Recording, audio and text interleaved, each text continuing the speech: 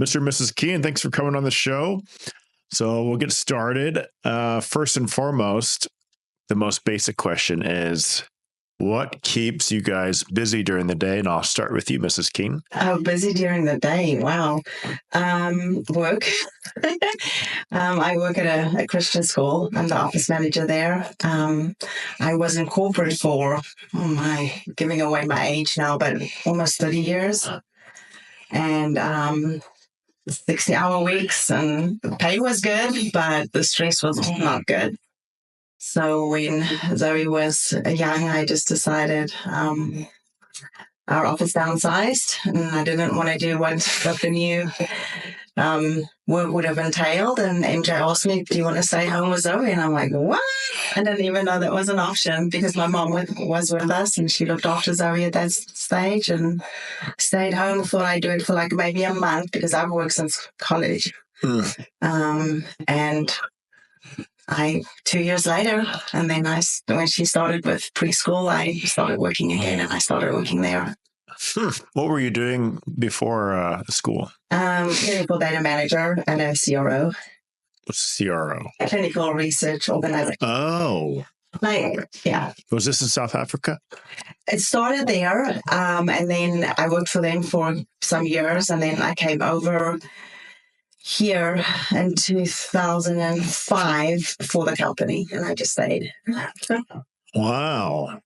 So you guys came over from South Africa in 2005. So it's been 20 years. 20 years. Wow. So what has been the biggest difference between here and South Africa? The crime is bad. I know, sorry, that's bad to say. My friends used to laugh at me because I would stop when we passed like a street. I would cross the street. I would be like watching, because in South Africa, the taxis, there's just so many vehicles, and we had burglar guards on our windows, and, electric fencing and alarm systems. And here I sometimes forget to lock my car door, which is a little thing to someone else, but that's how we grew up. You get in the car, you lock it immediately. So it's just a completely different way of living. And also I think the cost of living is different. Oh, yes. Yeah. Oh, yes. Better? Yeah, I mean, it literally took me 2.5 years. Because, you come over with 2 suitcases, clothes, and that's it, right? And it took me 2 years, and I had an apartment with all the necessary furniture. I had a vehicle. In South Africa, that's not doable. Thank you. Yeah. Oh, to get a car and everything? Just to build up to that. Yeah, absolutely. Because it's so expensive? Yeah. Yeah. Wow. Were you guys in Johannesburg? No, thankfully not. MJ grew up in the Kalahari, which is almost like Arizona, dry desert heat. Like farming community, very safe. They slept outside when it gets too hot, type of thing. Wow. That's another story. And we don't have enough time. But I grew up we started. I was born in D.C., in Washington, D.C. Oh. Yes. And then went to but my parents are South African. Went back to South Africa when I was 5 or 6. And then landed in Pretoria. We were there for 10, 15 years, and then moved to the southern area of South Africa, like the Natal area. Sun City, is that a area? Sun City is it's almost like Las Vegas. Yeah, well, not, but it is. You can gamble there. Oh, it's beautiful. It is. I've heard that beautiful. Is beautiful. It is very, very beautiful. It's kind of a gambling place. Yeah, I didn't know that. Yeah. How about you, sir? What do you do for a living? So I still work at the same company so we worked at the same company together. Okay. In South Africa, she got a transfer in 2005. I got a transfer in 2006. And then I'm still working at the same company. I support the systems that the clinical trials run on, and just the operational teams that work on that. So that's what I do most of the time. Yeah. Doing that and Taekwondo. I see you guys a lot here. Yeah. So how did you first hear about KOMA? So she'll have to start that. Yeah. So tell your story first. I've always wanted Zoey to have some self-defense moves, just the world we live in, and being an only child and, a girl. So I started looking when she was maybe in first grade, just trying to see what's out there.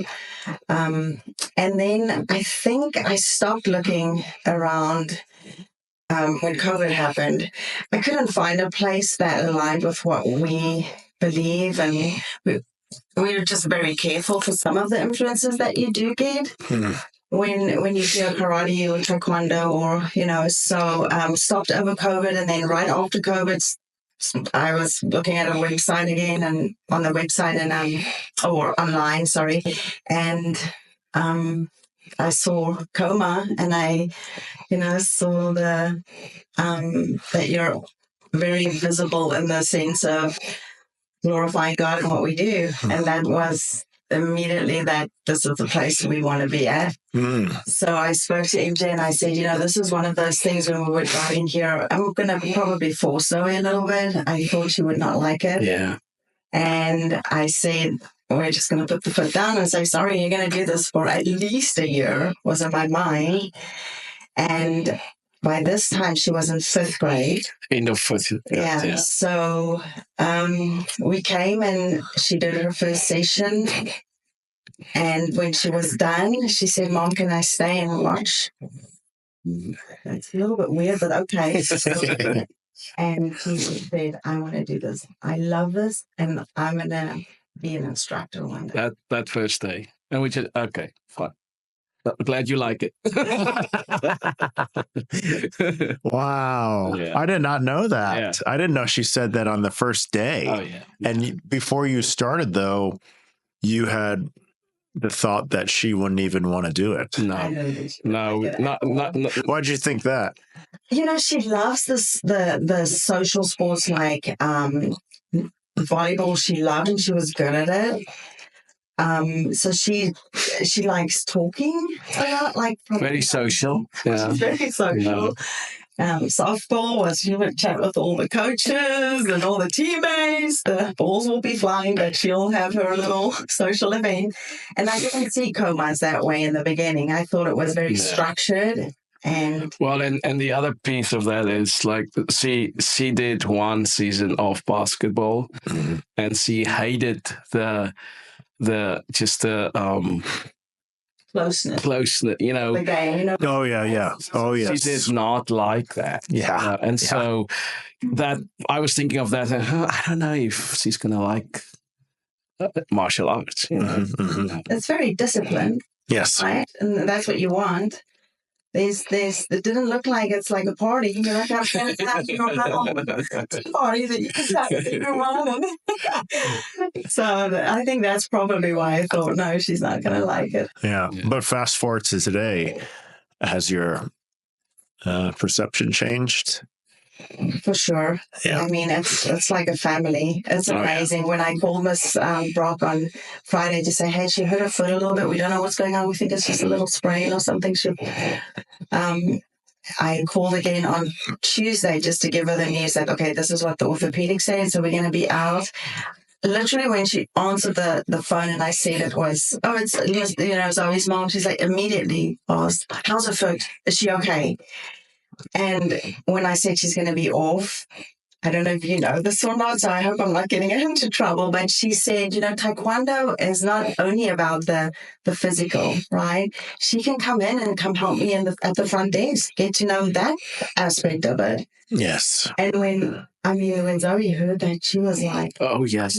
When can I start? I love that. Yeah, and it's like family. It's amazing. It's been so good with her. How long has it been since you guys started? Years? No, 2.5 almost now. Yeah. Yes. 2.5. Yeah. So it was the self-defense. that you went on our website, saw our purpose statement, and that kind of pushed you over the edge to try it out. Yeah. Yes. And then finding out you guys were a mile from us, I'm like, that's An extra bonus. walk here. Were you raised in a Christian home? Yes. Yes, we Both of you? both were. Yeah. Good. What were your first impressions when you walked in? My first impression was immediate because Master Glagola was her first instructor, and I mean, she's just so sweet and just was just really inviting, and she was Zoe's favorite until she got a next favorite and a next favorite and a next favorite, So that just stood out, just the genuineness of the instructors that really care for the students. Yeah. So it wasn't just one. So it hasn't always just been one instructor. Oh no. She's got a number of favorites. I actually think there's not one. I mean, all of them are. No, definitely. Yeah. I mean, there's not one that she doesn't like. Let me put it that way. But she definitely have her favorites. Yeah. Yeah. Did she have any challenges that she was facing before joining? She's always been shy. And I don't think that I've noticed as we go along, but I remember we were still in one of the assessments, still what was the big... How would you like that? Yeah. When she got the Student of the Quarter award from you, and you mentioned how shy she was, and look now, and I it just struck me and said, yes, you're right. She did grow a lot, even then, just up until that stage. Just her confidence definitely increased. Yeah. She's definitely grown in confidence. The shyness is sometimes still there when there's a lot of people, but that one-on-one or one-on-two shyness that she used to have is it's improved. It's almost not there anymore. Yeah. So, and she used to not speak up. In certain situations with her friends, she would just stay quiet, even though she may not agree maybe with the situation. And now she's had opportunities where she said, no, I spoke up. And that she never did that, so. Any other changes you've seen with her? Definitely your worksheets that come home, like where you do, be it from how much sugar are you eating in a day, or be it, just write about a news article or something. We love that. It's not just you come here and you do the physical aspect, and it's more think about your day-to-day things, think about your interaction with people. She definitely, it makes you, I spoke, one time I mentioned to her that I think Mosako took my mind, because some of the things you say, it's exactly what I say at home. Sitting, we're not big on electronics, we've never been since she's been little, but, as she grows older and friends have, and, so it gets a little bit more challenging. But just hearing from me, I don't want you in front of the TV. I don't want you, in front of a device or something like that. It's like, yeah, Mom, hearing it from you. It's different, right? Yeah. And I think a lot of kids are that way when they hear things from Mom and Dad, but when they hear it from someone they respect, be it the instructors and you, then that immediately makes them think, okay, maybe I should be kind of cute or something. Guys, I should probably not say that. It's going to be embarrassing. And it's good. Go outside and be physical and just do things. And if only it worked with my own daughter, Ava. It just shows you the comfort. It's just getting comfortable, right? Yeah. We all are like that with our parents, where their love, their everything, discipline, love, everything. And we hear their voice over and over and over again. So we get numb to it. Yeah. But that's why it takes a village. It takes a village to raise a child. And it's always been like that. But then I think in America, especially, we get siloed off. Like families get siloed off, or they're by themselves and they don't really have the village around them like they used to, maybe like 100 years ago or whatever. And that's always been one of the things that really drives me with KOMA and continuing is we're providing that village, even for my own daughter. Like I have to say, do I need to go talk to Mr. Gilroy about your behavior? It's not Master Co. She doesn't care about Master Co. But yeah, it's definitely a village that's required if you really want to provide the best learning environment and to help your child develop. So how has KOMA helped your child or Zoey at maybe school? Oh, definitely with a little bit more of the discipline is definitely there. I remember telling MJ when she started 6th grade, I cannot believe that she keeps track of all her homework, all her books that she needs. I mean, she was almost like in the army or something. I mean, it was amazing because if you look at her room, yeah, and I really think some of it is from KOMA. You know, it definitely helped with the discipline and also the wanting to do, the drive, a little bit more self-motivated, where I think it was mostly, oh, my friends are doing this or this, so I want to try that because of my friends.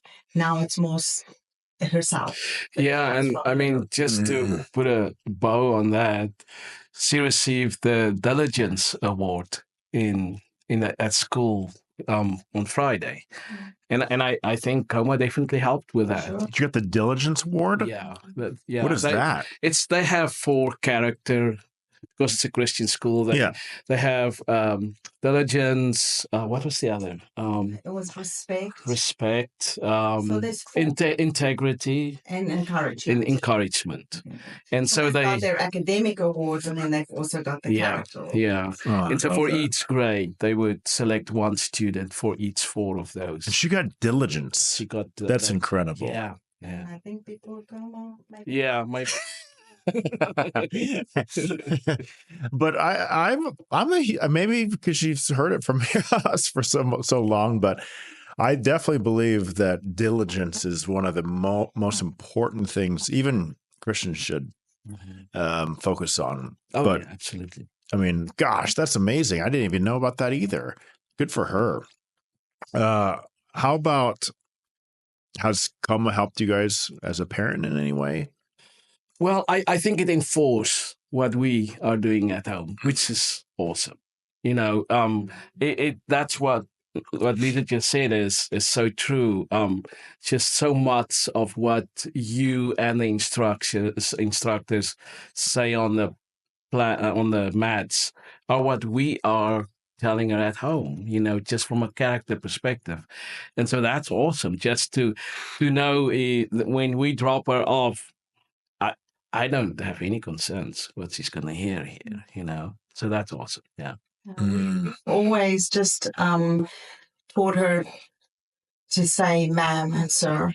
That's how we grew up. Yeah. If I even answered my mom and I would just say yes instead of yes ma'am or yes mom, she would I'd get punishment, or she'd tell me, okay, repeat that. Try that again. Yeah. Is that common in South Africa? Yes. You would not just, you always would say, we say uncles and aunts. It's not the same here, even though they're not blood related. Yeah. To an older person, you would say an uncle or aunt. Yeah. Auntie or uncle. Yeah. Really? I didn't know that. Huh. So here we always told her, even check out person at Walmart, you say, yes, ma'am, or thank you, ma'am, or thank you, sir. Yeah. And I think to her it was sort of like, no one does that. Yeah. You know, it's not a common thing. So coming in here and seeing, okay, there's other kids that need to say that. And so it just, everything, like MJ said, what you reinforce, what you say here reinforces what we try and teach her. So that was just amazing. We love that. It's the same at my house too. My wife is from Georgia. So people in the South, I mean, that's very common. Sir, ma'am, or you get punishment or you hear about it. Yeah. And it's still something that we battle with Ava at home, is because, like you said, it's like fighting an uphill battle because a lot of people don't do that anymore, which is interesting to me. It's like, why? And I think from what I've experienced over the 20 years of owning the studio is it makes the adults feel old, which is interesting because I'm like, how does that even make any sense? But that's what I've heard is, oh, don't call me that. You make me feel old. And I've said this on a previous podcast. I'm like, stop it. You're ruining all of our work. You're not. Yeah, or they say, call me by my name. My first name. And then Zoey would go back and say, well, he said, call me. I'm like, no. If anything, I think we can say Mr. Bob or Miss Mary or something. Yeah. But even that, come on, let's just keep that. Can we please keep that in our culture? And it's just I'll fight for that one too. Yes. What do you think makes KOMA different from other activities such as basketball, volleyball, or anything else? Well, so I think it depends on the child, right? But Zoey has always been, I think, more liking individual challenges. So that helps her. I really like the way that you have incorporated the different programs in KOMA. I remember when she was, it was orange belt, still in fundamentals, and she was looking forward to and waiting to be called into black belt. And I didn't thought much of it at that stage, but once she jumped to that next level, I could see, okay, yeah, she needed that because she was kind of getting bored with fundamentals, because she would always, the first 2 weeks of a new semester, she would learn everything because she wants to learn everything. And so having that extra detail that's in the black belt club, and then the same with mentorship. I still remember that first when she walked out after the first session on mentorship, her eyes were big. And I said, how was it? She, oh, it's a lot. And, it was just that charm to the next level. Yeah. And that was great for her because it continued to drive her and to challenge her. And now the same with, she's been waiting for leadership for 2 years, So it was just putting that black on for the first time was just, she was so happy. Oh my goodness. She went to a friend invited her to a karate bring a friend event. And this was when she was maybe second grade, I think. And I walked in there not knowing what to expect, but just the way they handled the kids was just very different. Yeah. Very... I feel like, yes, kids need to respect elders, but elders also need to treat kids with respect, right? So I think it was just the environment, I didn't like it very much. She had fun. It wasn't, a big deal, but just coming in here and just seeing, you treat the kids with respect, but you expect a lot from them, which is what you should. And they're going to live up to that. Mm-hmm. So and just the warmth, it's just different. It's a genuineness. There's definitely they instruct with warmth and caring. Yeah. Well, we try to model the respect, right? So if you want your child or a child to respect you, then you show them what that looks like by respecting them. I'm guessing the vibe you were getting was a little bit of condescension. Like condescending or almost like overpowering. And that's very common in the martial arts industry is I'm the instructor, I'm the master, so then I'm going to overpower the students and then make them submit to me. Yep. Which was it's probably still common today, but when I was raised, that's how it was. But then I came to a point where I realized, first off, this doesn't feel right. Second, it's not effective because you're forcing. And it's based on fear as opposed to what you said earlier, which is more of that intrinsic motivation. We want them to want to respect us, not because they feel they're scared and forced to respect us. And I think that's why it took us so long to find a place because we didn't. Yeah. Oh my goodness, that's my battle. My daily battle is to educate the public that not all martial arts schools and studios are equal. They're not all the same. And the way we do things, I think, is pretty unique, again, in how we approach our students, really, and then glorifying God, because that's the most important thing for me. And with that, we don't have a requirement that you have to be a Christian here. Yeah. So do you feel like when you guys are here, does it feel like we're doing like preaching or reading scripture? No. Yeah, I mean, just walking in, you wouldn't necessarily say, "Oh, this is a churchy feel," or "This is a." Not at all. I mean, your sign. Yeah. You read the purpose and stuff. Then, Yeah. But there's definitely Christian characteristics that come through with how they treat each other and the kids and stuff. You don't break a kid down to try and build them up. You're taking what you have and you're just making them better in the sense of increasing what they already have. You're not trying to watch who they are. Mm-hmm.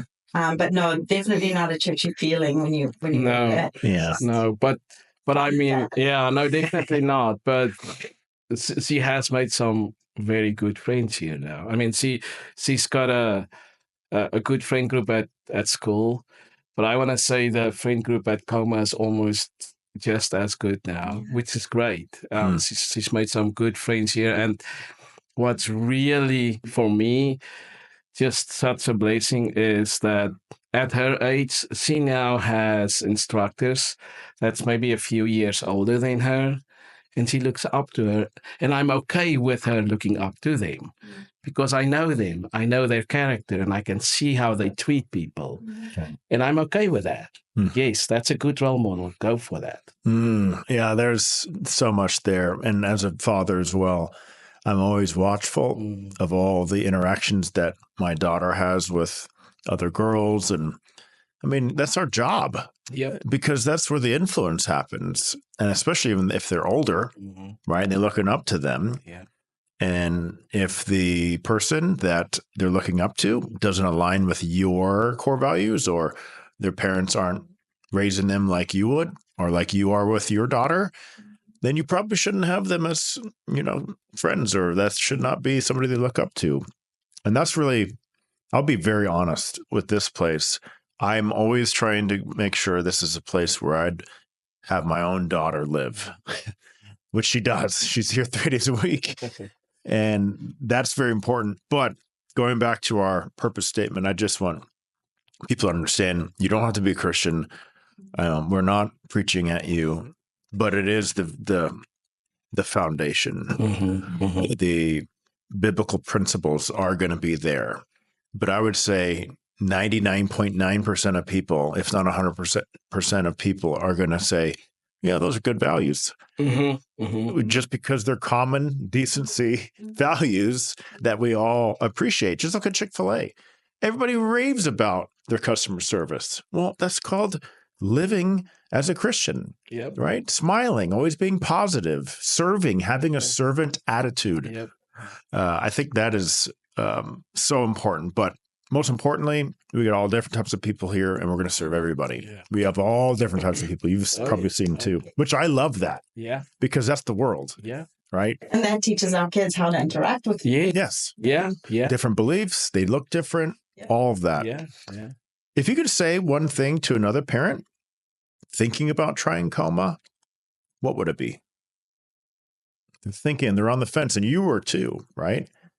And they asked you, so I would say come and do one lesson and then make your decision. Because that's all it took for us. Yeah.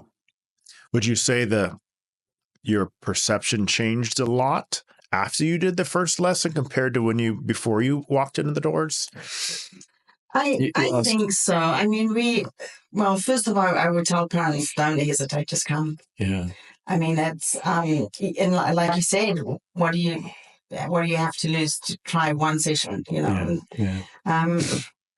We coming in, I wasn't sure what to expect. I did love the mission statement, so that told me a little bit that I wanted to know, but just coming in, especially because I had that experience when she was in second grade, not sure what we were going to find. And being very surprised that she loved it. She has grown just so much. Oh, yeah. All her interactions, all her relationships, just in schoolwork, different things at home. I want to tell everyone to just come. You have to try this. And I actually have been, especially. And we really appreciate that. Probably like, can you stop talking about that? But it's really, don't hesitate. Just come. Yeah. You have to try it, definitely. Your kids will benefit for sure. I've got no doubt. Mr. and Mrs. Kuhn, thank you so much for coming on. We really appreciate you guys, and we definitely see you as part of the family. My daughter adores Zoey. Adores. I mean, oh, she loves her so much. But you guys are one of the many reasons why we continue to thrive today. Because without you guys, we're nothing. So thank you very much. Thank you for having us.